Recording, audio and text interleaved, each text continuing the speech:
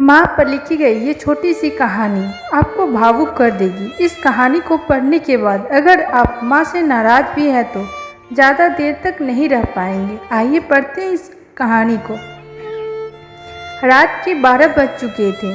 माँ कभी दरवाजे की तरफ देखती तो कभी एक नज़र घड़ी की तरफ। माँ की आंखों में और चेहरे पर चिंता साफ नजर आ रही थी। थोड़ी ही देर में दरवाजे की घंटी बजी।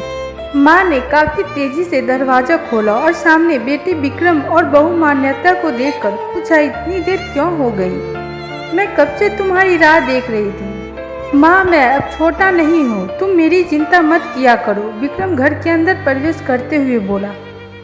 बेटा कितना भी बड़ा हो जाए माँ के लिए छोटा ही रहता है। चलो छोड़ो, हाथ पैर धो लो, मैं तुम्हारे लिए खाना लगाती हूँ। माँ ने दरवाजा बंद करते हुए कहा।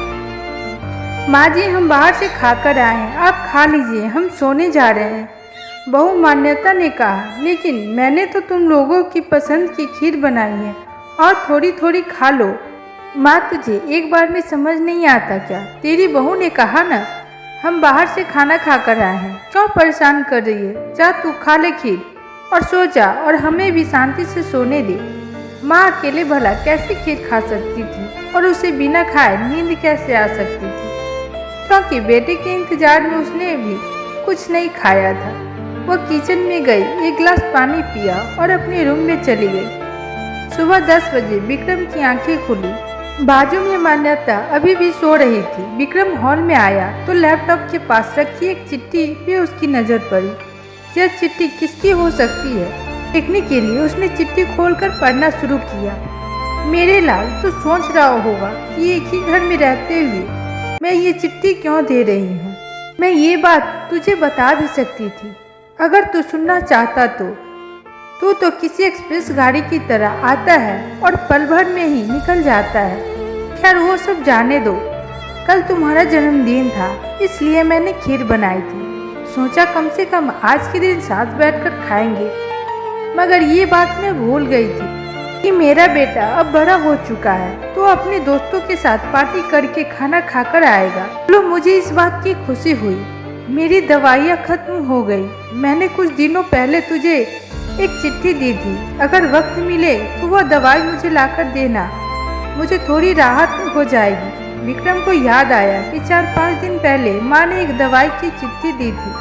उसने अपने ऑफिस वाले बैग में जाकर उस चिट्ठी को तलाशा और उसे खोल कर देखा। उसमें लिखा था, मुझे ऐसी दवाई ला कर दो जिसमें मैं अपने बेटे को भूल सकूं। विक्रम को रियलाइज हुआ कि मुझसे बहुत बड़ी गलती हो गई है। उसकी आंखें नम हो गई। वह तुरंत अपने माँ के कमरे की तरफ दौड़ा। सबसे पहले उठ जाने वाली माँ आज क्यों नहीं उठी थी, देखकर उसे आश्चर्य हुआ। उसने माँ को उठाने की कोशिश की, लेकिन माँ एक गहरी नींद में सो चुकी थी। विक्रम के पास फूट फूट कर रोने के अलावा और कोई चारा नहीं बचा था।